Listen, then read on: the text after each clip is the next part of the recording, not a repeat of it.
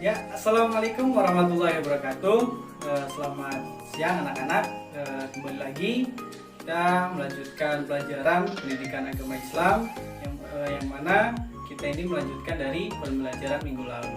Nah, untuk pada pembelajaran kali ini kita akan membahas tentang Al-Quran dan hadis sebagai pedoman hidup kita. Nah, mungkin dari anak-anak ada yang tahu apa itu Al-Quran atau apa itu hadis. Mungkin di sebelumnya sudah diajarkan oleh guru-guru waktu di sekolah sebelumnya. Ada yang tahu? Nah, di sini kita akan membahas tentang Al-Quran dan hadis. Al-Quran di sini itu menurut istilah bisa dikatakan Al-Quran itu sebagai wahyu yang diturunkan oleh Allah Subhanahu wa taala kepada Nabi Muhammad. Untuk apa? Untuk sebagai pedoman hidup kita sebagai umat Islam.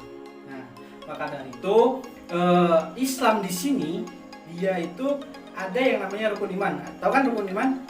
Nah, Al-Quran ini kita meyakini atau mengimani Al-Quran ini di rukun iman tertera pada rukun iman berapa?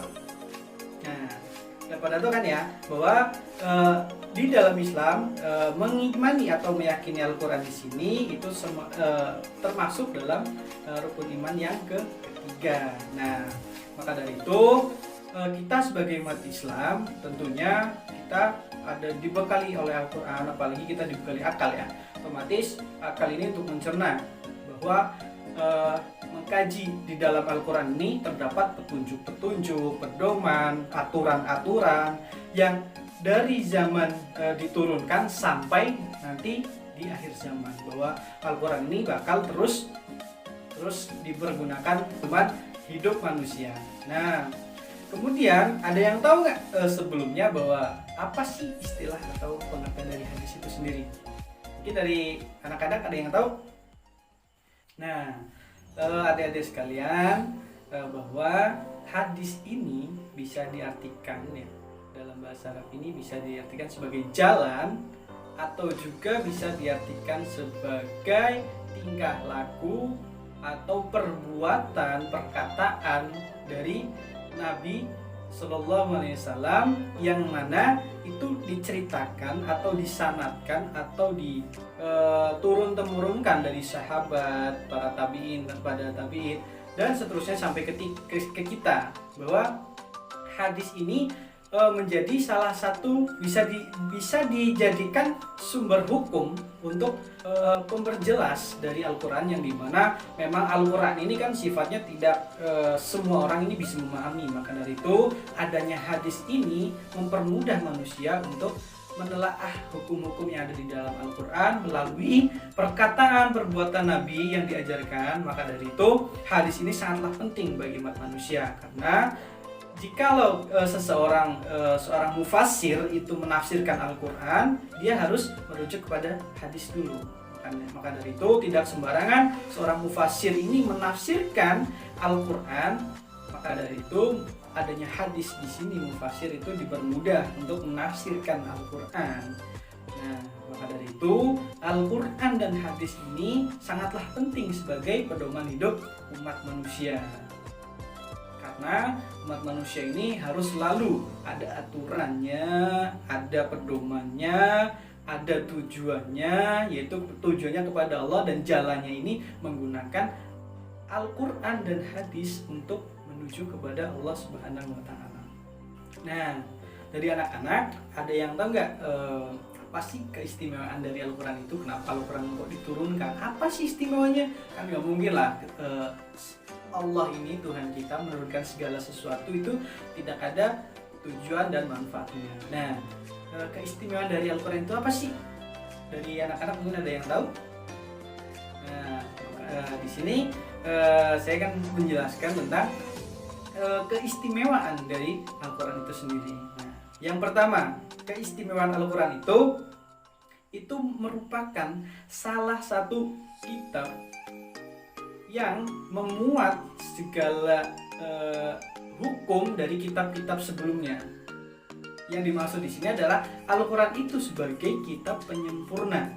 Nah, adanya kitab Injil, Taurat, Zabur. Nah, di dalam Al-Quran ini itu diringkas segala sesuatunya.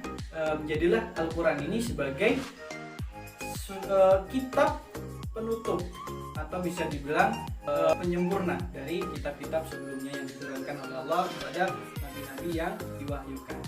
Nah, maka dari itu di dalam Al-Quran ini bukan hanya tertera semata-mata hanya ini kitab baru Al-Quran diturunkan, tapi enggak. Nah, di sini Al-Quran itu sebagai penyempurna. Maka dari itu di dalam Al-Quran ini membahas adanya kitab Injil juga dibahas, kitab Zabur, kitab Taurat itu dibahas, dan kisah-kisah Nabi terdahulu. Maka dari itu kenapa Al-Quran itu disebut sebagai kitab penyempurna. Nah, itu satu dari keistimewaan Al-Quran itu sendiri.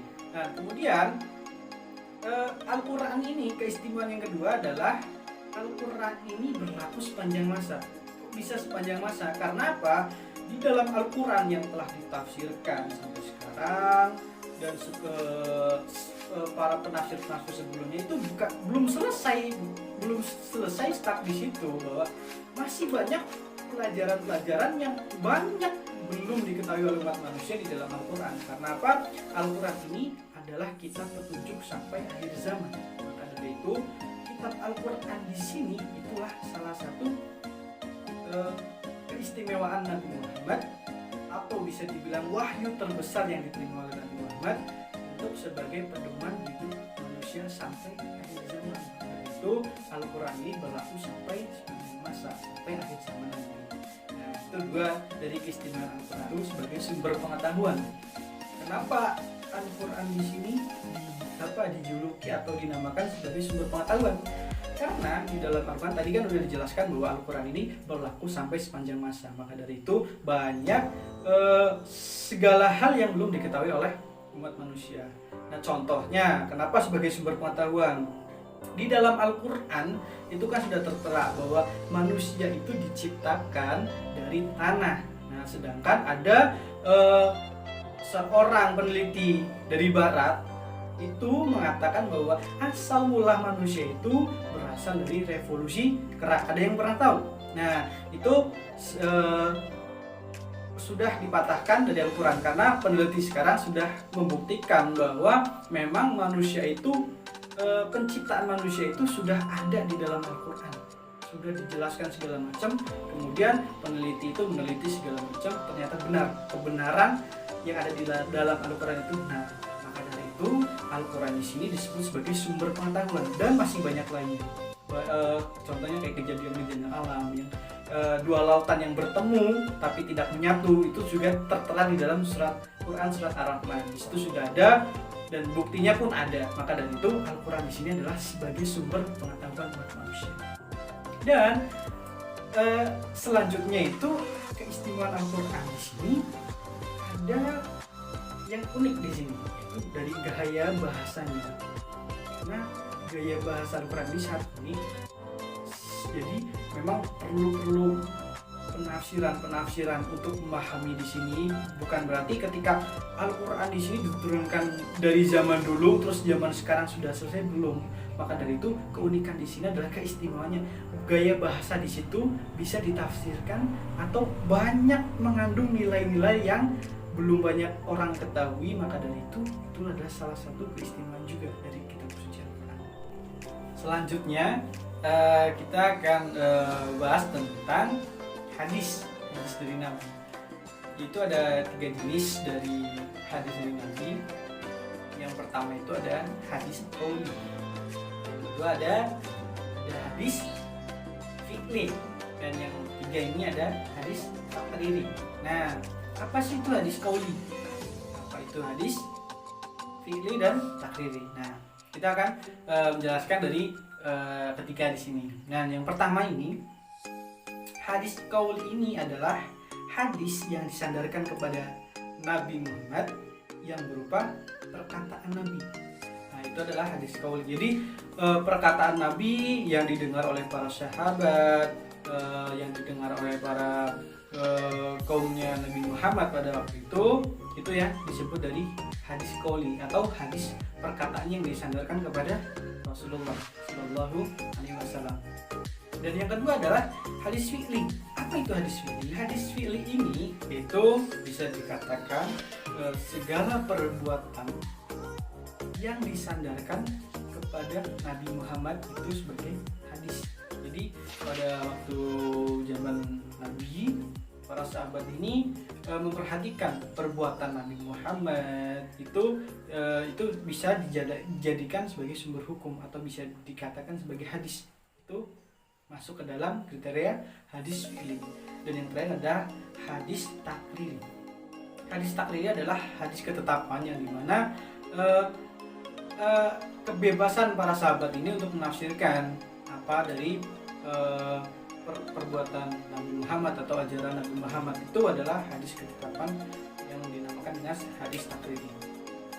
Nah, untuk pembahasan lebih lanjutnya itu kan ada di dalamnya kan ada hadis sahih, ada hadis dhaif atau ada hadis maudhu, ada hadis mutawatir. Nah, hadis mutawatir di sini adalah hadis yang memang tidak bisa dibantah atau bisa dikatakan hadis yang Nabi Muhammad ini mengajarkan kepada para sahabatnya itu di depan orang banyak dan semuanya orang ini menyaksikan, itu masuk dalam hadis mutawatir. Yang kedua adalah hadis sahih ini. Hadis sahih ini adalah yang teruji kebenarannya. Kemudian ada hadis hasan. Hadis hasan ini adalah hadis yang lemah, dan hadis yang dhaif ini adalah hadis yang belum tentu kebenarannya. Nah, itu adalah dari hadis itu sendiri. Nah, kemudian kita akan menjelaskan atau kita akan sedikit mengulik tentang apa sih fungsi dari Al-Quran itu dan hadis itu. Nah, tadi kan sedikit udah dijelaskan sedikit ya di awal waktu penjelasan tentang apa itu pengertian Al-Quran, pengertian hadis, dan apa sih macam-macam itu kan tadi sedikit udah dikulikkan ya tentang fungsi dari Al-Quran dan hadis itu masing-masing. Nah, tadi udah dikatakan bahwa fungsi Al-Quran itu sebagai petunjuk, sebagai pedoman, sebagai sebuah pengetahuan, atau bisa juga fungsi Al-Quran ini sebagai penyempurna kitab-kitab terdahulu sebelum Al-Quran itu. Nah, kemudian fungsi dari hadis ini adalah itu lebih ke menspesifikkan ayat Al-Quran, bahwa kan ayat Al-Quran ini tidak bisa memang ada ketetapan-ketetapan yang sudah jelas di dalam Al-Quran, akan tetapi ada hukum-hukum yang memang harus ditafsirkan. Nah, maka dari itu adanya hadis di sini adalah untuk mengerucutkan hukum yang masih bersifat universal menjadi lebih spesifik lagi. Itunya adanya hadis. Maka dari itu Al-Quran dan hadis ini sangatlah penting agar umat manusia ini tidak sewenang-wenang dalam menafsirkan, dalam menjalankan, dan dalam melakukan perintah-perintah Allah yang tertera dalam Al-Quran. Nah, itu adalah fungsi dari hadis dan Al-Quran. Anak-anak nih jangan baru bandel ya. Kita udah tahu bahwa pengertian itu dari Al-Quran, hadis, fungsinya dan macam-macam. Nah, kita sebagai umat Islam bahwa sudah sepantasnya, selayaknya menjadikan Al-Quran dan hadis ini sebagai pedoman hidup kita. Baik itu dari kita melakukan percakap-cakap dengan sesama, dengan orang tua, dengan adik, memperlakukan dan segala macam ini sudah dijelaskan, sudah ada aturannya di dalam Al-Quran. Jadi kita sebagai umat Islam itu sudah sewajibnya itu menjadikan Al-Quran sebagai sumber kita untuk kehidupan kita. Jangan adanya Al-Quran dan hadis ini sebagai panjangan. Maka dari itu memang ini kan anak-anak milenial ya, udah bisa dibilang ini sudah generasi yang teknologinya sudah canggih. Maka dari itu jangan melupakan esensi atau sumber hukum Islam itu sendiri, jangan sampai dilupakan. Maka dari itu pentingnya Al-Quran dan hadis ini sebagai pedoman hidup kita, terus untuk menuntun kita kepada jalan Allah Subhanahu wa Ta'ala, karena Al-Quran dan hadis ini bakal berfungsi atau berguna sepanjang masa. Nah, kita tadi udah mengetahui ya apa sih itu Al-Quran, apa itu hadis, penjelasannya, fungsinya masing-masing. Itu kan kita udah semuanya udah tahu kan ya. Nah, maka dari itu sekarang kita udah tahu apa itu Al-Quran, fungsinya, dan apa aja yang terdalam di dalam Al-Quran itu, dan sifat-sifatnya seperti apa. Nah, maka dari itu kita sebagai umat Islam, khususnya ini untuk anak-anak nih, jangan berbandel. Nah, itu udah dijelaskan tadi ya kan. Mungkin ada yang mau bertanya buat anak-anak masih kurang paham atau masih ada pertanyaan yang ganjel atau segala macam, tidak ada ya. Ya saya kira mungkin udah pada paham semua, tinggal kita menjalankan apa yang tadi kita sudah bahas. Nah, mungkin cukup materi pada hari ini. Mungkin kita akan ketemu lagi minggu depan ya, di hari yang sama kan. Nah, jadwal masih sama kan. Nah, kita akan bertemu di minggu depan, kita akan bahas tentang lebih dalam dari hadis itu sendiri. Nah, terima kasih atas perhatiannya. Kurang lebih mohon maaf. Assalamualaikum warahmatullahi wabarakatuh.